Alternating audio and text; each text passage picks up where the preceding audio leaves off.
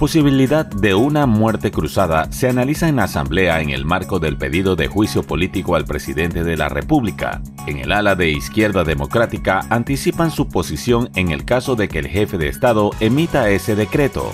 El artículo 148 de la Constitución señala que el presidente de la República podrá disolver la Asamblea Nacional si a su juicio se hubiese arrogado funciones que no le competen constitucionalmente o si de forma injustificada obstruye la ejecución del Plan Nacional de Desarrollo por grave crisis política y conmoción interna. Pachacutic es más cauto.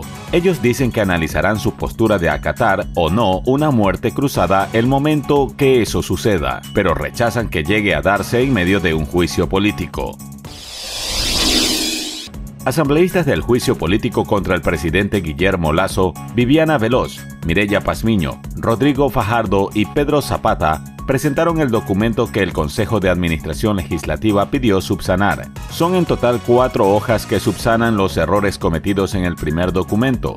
Se añaden los artículos referentes a concusión y peculado, delitos por los que señalan a Lasso del Código Orgánico Integral Penal de 2021. El CAL aprobó el documento en una primera sesión. Sin embargo, el pasado 21 de marzo revisó la decisión y resolvió regresar a los proponentes para que complementen debidamente la formulación por escrito de los cargos atribuidos al presidente. Comité Nacional de Ecuador para el Estudio Regional del Fenómeno El Niño advierte un aumento anómalo de la temperatura en el Océano Pacífico Ecuatorial y de la posibilidad de que a partir del segundo semestre del año se presente dicha perturbación marino-atmosférica. El comité indicó en un comunicado que se ha observado un calentamiento anómalo en el mar ecuatoriano, registrándose en superficie temperaturas entre 27 y 29 grados centígrados, las cuales son hasta 1.5 grados superior a lo normal. La entidad científica apuntó que este tipo de condiciones marinas, sumadas a la actual inestabilidad atmosférica en la zona, han generado las intensas lluvias de los últimos días en el territorio ecuatoriano. Este jueves finaliza la paralización del transporte en Guayaquil, luego que iniciara a la medianoche de hoy y dificultara la movilización de los ciudadanos a sus destinos, y esto se logró luego de una reunión que mantuvo el gremio junto con el gobernador del Guayas. Conductores y quienes hacen parte del gremio marcharon hasta la gobernación situada en el centro de la ciudad. Allí fueron recibidos por Tabaqui y sostuvieron un diálogo. Se acordó cesar el paro y uno de los compromisos establecidos fue que el próximo 5 de abril haya otra reunión con el gobernador Tabaqui, el alcalde electo Aquiles Álvarez y el sector de la transportación. Los hechos ocurrieron el 4 de mayo de 2022 en un bufete de servicios legales al norte de Quito. Un abogado abusó sexualmente de una de sus compañeras en las oficinas donde trabajan. Por el delito fue sentenciado a 6 años y 8 meses de cárcel. El agresor continuó con el abuso hasta que, en un forcejeo, la víctima logró escapar y llegar hasta la planta baja del edificio, y allí logró comunicarse con su esposo y contarle lo ocurrido. La Policía Nacional acudió al lugar situado en el norte de Quito y aprehendió al abogado por su comportamiento delictivo. Un hecho violento se suscitó la mañana de este jueves en el sector Unión Popular. Un sujeto propinó varias puñaladas a su ex suegra y su expareja por intentar llevarse a su hijo. Como resultado de la agresión, la mujer de 50 años falleció, mientras que la joven de 21 años fue trasladada a una casa de salud en Santo Domingo, donde falleció. De igual manera, se conoce que por el fallecimiento de María Isabel O.G., de 50 años, el autor del crimen es buscado por asesinato y por femicidio por el asesinato de Ivanova Z, de 21 años, recientemente fallecida. Hasta el momento se conoce que el presunto autor se encuentra prófugo de la justicia y en poder del menor de 2 años. Fuertes tormentas se registraron la tarde de este jueves 23 de marzo en Guayaquil. Se han filtrado varios videos de cómo luce el cielo de la ciudad porteña, donde se registran inundaciones debido al cambio climático. Según el Instituto Nacional de Meteorología e Hidrología, se prevé que los últimos días de marzo y durante el mes de abril exista un incremento en la frecuencia e intensidad de las precipitaciones en gran parte del territorio nacional. También dieron a conocer que desde imágenes satelitales se observan lluvias y tormentas en varias zonas de la región litoral y sierra, es decir, que las lluvias van a continuar las siguientes horas. Este jueves se presentó el primer observatorio de crimen organizado con el auspicio de la Oficina Antinarcóticos de Estados Unidos y varias organizaciones internacionales, y entre otras revelaciones muestran participación de policías en casos de delincuencia. El estudio da cuenta del estado del sistema de justicia en el país, tras analizar una muestra de las sentencias sobre el delito de delincuencia organizada entre los años 2015 y 2020. Se encontró que en 1 de cada 10 casos están involucrados policías en servicio activo.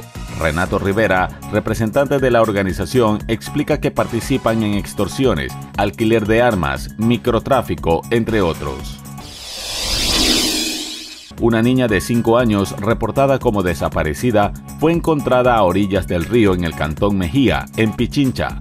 La pequeña había sido reportada como desaparecida. La emergencia fue atendida por rescatistas de bomberos y policías, según el reporte, publicado este 23 de marzo. La menor salió de su casa, aprovechando el descuido de un familiar.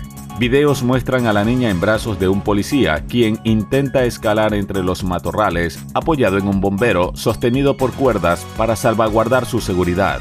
La niña fue rescatada al borde del río y en medio de bajas temperaturas fue puesta a salvo sin novedad.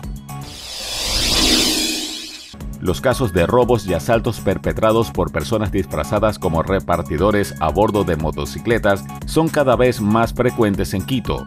Individuos portan mochilas de entrega y armas de fuego y, según datos de la Policía Nacional, 11 casos de personas que utilizan como fachada el delivery se han reportado en Quito. 5 han sido detenidas.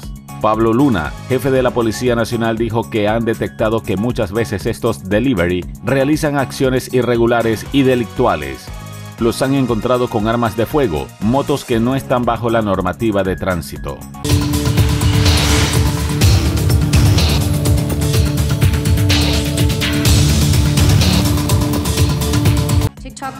Un escrutinio minucioso para exigir responsabilidad y transparencia a TikTok. Eso hicieron los legisladores de la Cámara de Representantes a Shou Chu, el presidente ejecutivo de la empresa asiática, a la que acusan de mantener vínculos con el gobierno chino y provocar efectos nocivos en niños y adolescentes.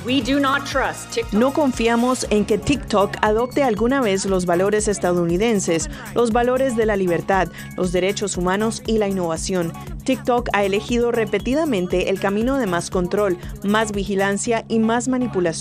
Su plataforma debería estar prohibida. TikTok tiene 150 millones de usuarios en Estados Unidos. La acusan de compartir datos con Beijing a través de ByteDance, su empresa matriz china, y de censurar los temas no gratos al Partido Comunista. Chu negó tales acusaciones, planteadas por republicanos y demócratas. Número 1. Mantendremos la seguridad, particularmente para los adolescentes, como una prioridad principal para nosotros. Número 2. Protegeremos con Firewall los datos de Estados Unidos del acceso extranjero no deseado. Número 3. TikTok seguirá siendo un lugar para la libre expresión y no será manipulado por ningún gobierno. La aplicación se ha convertido en un campo de batalla en medio de una guerra fría tecnológica entre Estados Unidos y China, con amenazas estadounidenses de prohibir TikTok. China dijo que se opondría a los esfuerzos de Estados Unidos para forzar la venta de TikTok y reprendió públicamente la postura de la administración Biden contra la propiedad de China de la aplicación. El expresidente Donald Trump dijo que esperaba ser arrestado esta semana a raíz de cargos penales que le formularía la Fiscalía de Manhattan. El gran jurado asignado a este caso aún no vota para decidir si existe una causa probable en relación al supuesto pago de $130,000 que al parecer habría ordenado hacer Trump a su exabogado Michael Cohen para la actriz de películas para adultos Stormy Daniels. Nunca antes hemos acusado a un expresidente. Esto es único. Está fuera de serie y va a recibir comentarios políticos de ambos lados. Explicó John Cuffer Jr., profesor de Derecho de la Universidad de Columbia, quien se refirió a los posibles cargos que estaría analizando el fiscal Alvin Bragg. El señor Trump siempre ha tenido la reputación de tener una relación bastante relajada con la precisión de los hechos. Entonces, se llama a esto gastos legales, que de hecho es dinero para silenciar. Ciertamente puedo ver por qué eso podría violar un estatuto de Nueva York. Engaña a los votantes, engaña al público y lo están haciendo cumplir. Trump asegura que la acusación no tiene mérito y está motivada por la política, algo que reiteró este jueves en esta publicación. Todo el mundo sabe que soy 100% inocente, incluyendo a Bragg, pero a él no le importa. Está llevando a cabo los planes de los locos de la izquierda radical. Esta no es la única investigación que enfrenta el exmandatario y este viernes su abogado Evan Corkin ha sido citado a testificar ante un gran jurado federal en Washington en relación con los documentos clasificados encontrados en Mar-a-Lago, su residencia en Palm Beach, Florida, mientras un grupo de congresistas republicanos pidió a la Fiscalía de Manhattan documentos sobre el caso e información de los testimonios. Estoy convencido de que ustedes saben que esto es politiquería y creo que eso es lo que piensa el resto del país. El equipo legal de la Fiscalía habría negado la petición del Congreso, catalogándola de algo sin precedente y de una incursión ilegal en la soberanía de Nueva York, y en un caso en proceso que ha mantenido al país en vilo. Pues pienso que se demora porque él es alguien importante en este país. Un gran número de migrantes que no han podido ingresar a Estados Unidos ahora se ganan la vida limpiando autos o pidiendo dinero en las calles para poder pagar un hotel en México. La mayoría de las veces ya saben que uno está aquí, le dicen que uno se vaya, pero uno no se va por lo mismo, por la necesidad. Por eso uno se mantiene por aquí, sí. Familias enteras deambulan a diario por las calles de Ciudad Juárez en busca de alguna ayuda de la comunidad, pero ahora dicen estar siendo acosados. La policía, la inseguridad, donde nos quedamos, a veces nos quedamos en la calle, y pues mucha gente piensa que es fácil todo esto, venirse desde allá pues, de nuestra tierra y llegar hasta aquí, hasta la frontera, pero es algo muy tremendo, algo muy difícil. Autoridades municipales en Juárez dicen contar con un programa para emplear a migrantes o bien ayudarles con el retorno a sus países de origen. Ya hemos colocado más de 400 personas en un año de trabajo de esta bolsa de trabajo. También tenemos opciones para retornos voluntarios dentro de la República Mexicana o llegar hasta la frontera con Guatemala. Ese también es una opción, se les da un 50% de descuento a las personas que quieran retornar voluntariamente. La respuesta para dicho programa no ha sido la mejor y en caso de no lograr su objetivo de cruzar Estados Unidos, algunos migrantes tienen en mente continuar su vida en México. Está considerado eso también, de quedarnos aquí pues a trabajar. La migración no distingue edades. Cada vez aumenta el número de menores que viajan hacia Estados Unidos de forma irregular y sin un adulto que los acompañe. Desde el 1 de enero hasta el 8 de marzo del año 2023 se reportan 889 niños retornados a nuestro país, de las cuales son 257 mujeres y 632 hombres. Recientemente llegó un vuelo con más de 100 menores, la mayoría adolescentes, que fueron encontrados dentro de un tráiler en Veracruz, México. Una situación que la organización Refugio de la Niñez califica como sumamente preocupante. Casos en los cuales los niños han sido vulnerados sexualmente, ya sea por los mismos tratantes o bien por las personas que durante la ruta se los van encontrando. Asimismo han sido explotados laboralmente, ya que durante la ruta pues, se ven sin la posibilidad económica de poder continuar. Representantes de la Plataforma de Desarrollo e Integración Social PLADIS remarcan que los menores migrantes son producto de la pobreza y falta de oportunidades. El Estado debe dar esas condiciones para que las familias puedan desarrollarse en su comunidad y no tengan que emigrar, no tengan que descuidar a sus hijos. Al regresar a Guatemala son contactados con familiares para regresar a casa o enviados a un hogar estatal temporalmente. En 2022 se registraron más de 7.400 menores no acompañados deportados.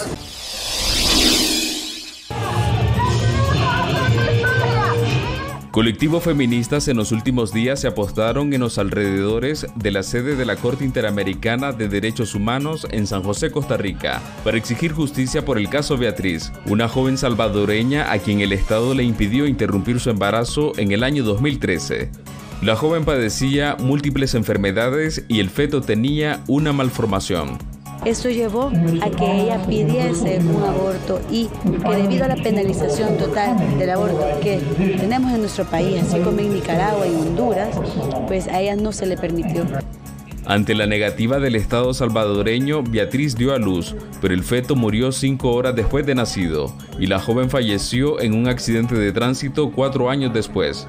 Por esta razón, la Corte convocó este miércoles y jueves a la familia de Beatriz y al Estado salvadoreño a comparecer en las primeras audiencias. Se espera que se pueda condenar al Estado salvadoreño y que se puedan generar medidas de no repetición, como la despenalización del aborto y medidas de reparación integral para la familia de Beatriz. Las mujeres no pueden acceder, no pueden decidir sobre sus cuerpos, no pueden acceder a interrumpir un embarazo, incluso cuando éste pone en riesgo su vida. Mientras el Estado de El Salvador expresó en audiencia de este jueves su oposición a la despenalización del aborto.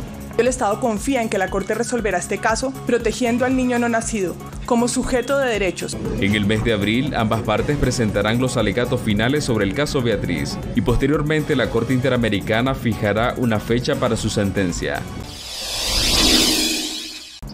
Se ha calificado como una reunión de trabajo de la cual en este momento no hay agenda pública. Sin embargo, el canal del Estado venezolana de televisión ya mostró las primeras imágenes de la reunión entre ambos mandatarios en el Centro Cultural La Casona, la antigua presidencia o sede de los presidentes en Venezuela. Hay que decir que este encuentro viene después del que hicieron hace apenas un mes, el 16 de febrero, en el puente binacional que une ambos países desde la frontera, y allá se restablecía el paso vehicular que estaba suspendido desde el año 2016. En ese momento, tanto Gustavo Petro como Nicolás Maduro hablaban sobre los avances en el tema, también del restablecimiento de las relaciones comerciales y consulares que fueron rotas en el año 2019 por las diferencias entre el gobierno de Nicolás Maduro y el gobierno del antecesor Iván Duque. Hay que decir también que en este momento ambos intentan crear una suerte de zona económica especial para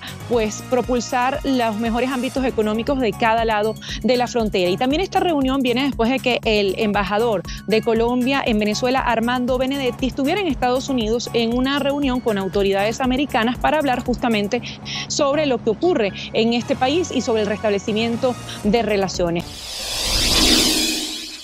Bien, y regresamos a Estados Unidos porque un inusual tornado golpeó el sureste de Los Ángeles este miércoles en la noche, destrozando a su paso viviendas, edificios comerciales, e incluso dejó autos con ventanas rotas y se reportó una persona herida. El Servicio Meteorológico Nacional informó que envió equipos para evaluar los daños en Montebello, un suburbio de Los Ángeles, y calificó el fenómeno como bastante raro, pues la mayoría de los tornados impactan otras zonas de California. El inusual tornado llevó vientos de hasta 177 kilómetros por hora, el más fuerte en el condado de Los Ángeles desde 1983. En Estados Unidos se encienden las alarmas de salud pública. Los Centros para el Control y la Prevención de Enfermedades alertan sobre el incremento de pacientes afectados por el hongo Candida auris. Los CDC, por sus siglas en inglés, reportan un aumento del 44% en 2019 y del 95% en 2021. Lo que preocupa es la resistencia del patógeno a los medicamentos. Ya que el hongo empieza a multiplicarse, y en virtud de que no es sensible a los tratamientos antimicóticos convencionales, puede en un momento dado poner la vida del paciente en peligro por una sepsis general que produzca un shock séptico.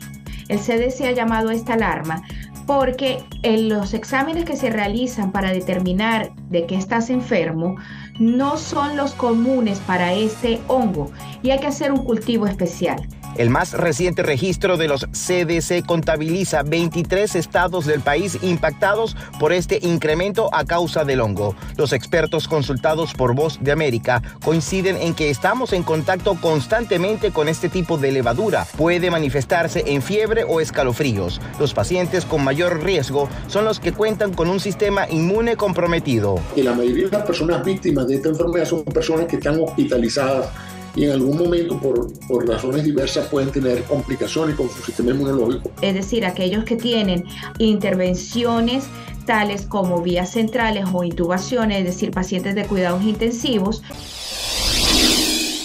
En México, 9 funcionarios fueron detenidos por su presunta responsabilidad en la desaparición de los 43 estudiantes de Ayotzinapa en septiembre del 2014.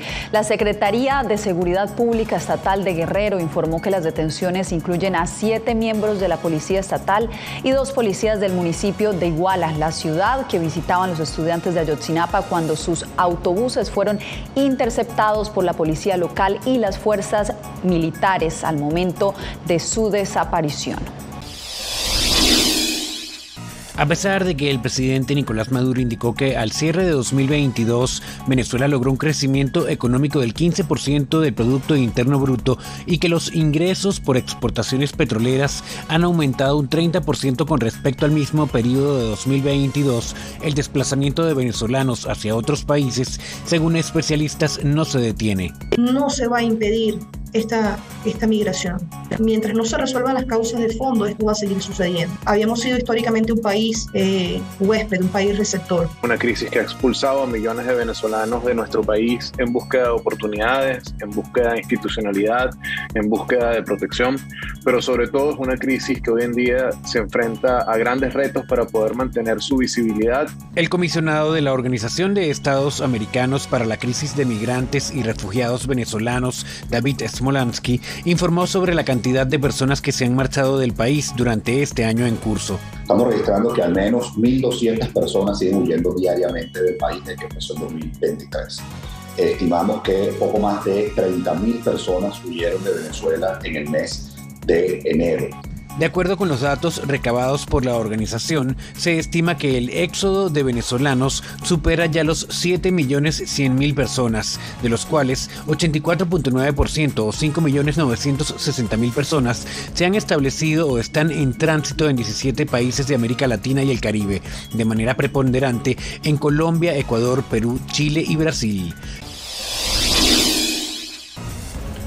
Brester es el nuevo dispositivo de mano desarrollado por una empresa polaca que utiliza emulsión de cristal líquido que con matrices termográficas obtienen imágenes mamarias que identifican posibles tumores en etapa temprana. La primera parte, la más importante, es una hoja de cristal líquido que actúa como detector termográfico. La segunda parte es el dispositivo en sí. El dispositivo es responsable de la adquisición de datos de la hoja. Y la tercera parte es el sistema de telemedicina que está oculto, donde se envían los datos para ser verificados. El examen toma hasta 15 minutos y los resultados son enviados por un teléfono inteligente al centro de telemedicina para ser analizados. Se puede usar a cualquier edad y sin radiación dañina. La parte principal del dispositivo es obtener imágenes termográficas muy estables y recurrentes. Por lo tanto, es muy importante obtenerlas para la estandarización del proceso de examen. El dispositivo fue aprobado por la Universidad de Jagiellonica de Cracovia, luego de 1.300 ensayos clínicos, como una herramienta útil en la prevención del cáncer junto a la mamografía. No tiene que ir a un médico, a una clínica para su control. Puede hacerlo en casa, obteniendo más o menos el mismo valor médico. Por lo tanto, disminuirá significativamente el riesgo de perder un tumor que crece en su mama. Una tortuga del zoológico de Houston se acaba de convertir en padre a sus 90 años. Se llama Mr. Pickles y aunque le tomó casi un siglo, ahora es padre de 3 hijos. Mr. Pickle es un ejemplar de las tortugas radiadas originarias de Madagascar, una especie en peligro de extinción. El zoológico y la señora Pickles, que tiene 53 años, están de celebración por la llegada de las 3 crías que han sido llamadas Eneldo, Jalapeño y Pepinillo. Con esta historia llegamos al final de esta emisión. Les informó Yasmín López.